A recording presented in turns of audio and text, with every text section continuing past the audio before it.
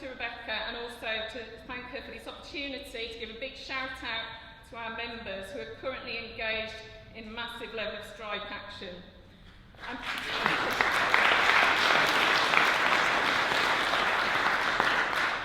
I'm proud to have supported Jeremy's leadership campaign, and as Andrew has already said, us as trade unionists have seen a real difference in terms of the Labour Party on our picket lines. It's no longer a shameful thing for an MP to be stood with workers in struggle, and that's the legacy which Rebecca brings forward with her. In UCU higher education, we've currently got 74 branches out at the moment. After Christmas, they're taking 14 days of strike action, having already taken 8. They're engaged in 4 fights. Fight over pay, for a pay rise including a real living wage for workers at the lowest level. They're engaged in a fight over workload. We're engaged in a fight over equality in terms of closing the gender pay gap and the ethnic pay gap, and also in particular at the heart of our struggle, the fight to end the casualisation, 0 hours contracts and are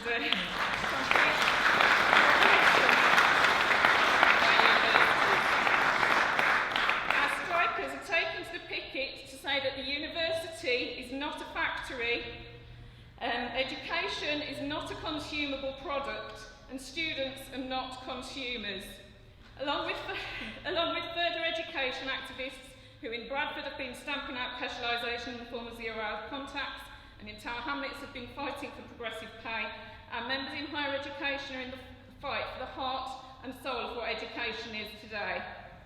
We're living in an era where working class access to education has been systematically dismantled, not just because working class people are judged not worthy of education, but because the people doing it are engaged in the long game of taking down democracy. We have eugenicists welcomed into Downing Street, and this is defended as freedom of speech, while students are being disciplined for supporting action, and critical voices are being silenced and shut down. For example, at our branch, Birmingham City University, one of our members, Kahindi Andrews, has recently been hauled over the coals by a supposedly mainstream reaction, being told to go back to his own country for talking about the racist legacy of empire. Part of this long war against democracy has been the attempt to shut down workers' rights, to take away our right to organise and our right to withdraw our labour. Our members have worked incredibly hard to organise under the restrictions of the Trade Union Bill. 14 days after already taking 8 is a massive sacrifice. We can be part of the change that's needed to re-democratise society engaged in permanent class war, but our members need your help to do it. Please support the UCU strikers, invite strikers to your CLP, visit our picket lines, and please donate to the Fighting Fund. Thank you for the collection that's being done here today.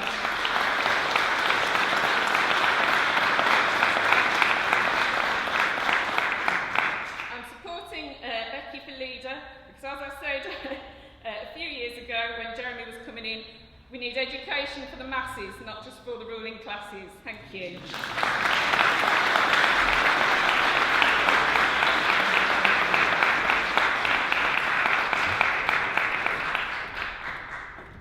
Thank you, Rhiannon, and please remember to donate to the strike fund if you can.